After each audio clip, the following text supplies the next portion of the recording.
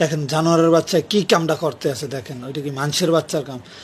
এমনভাবে শেয়ার করবে যেন যে কোনো আইনের আওতায় চলে যায়, ভালো একটা মানুষের চোখে পড়ে, ওকে ধৈর্য আইনে যেন এভাবে বিচার করতে পারে যে একটা তুই বোবা প্রাণীরে। ওই দেখেন বাড়িগুলো, আল্লাহ আল্লাহ তুমি কেমনে সহ্য করো আল্লাহ, ওর হাতটাও লাগাই দাও আল্লাহ। আপনারা যেমনি হোক ভাই এইটা শেয়ার করেন বেশি বেশি। কোনো ভিডিও বলিনি আমি এত শেয়ার করতে, আপনারা এই ভিডিওটা বেশি বেশি শেয়ার করেন।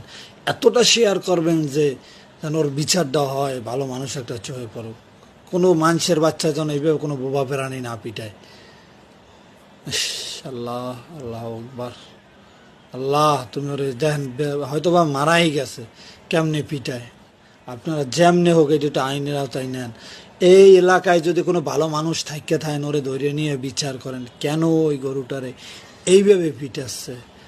আপনারা কি নাই মানুষ? এই ভিডিওটা কেউ কি দেখেন নাই?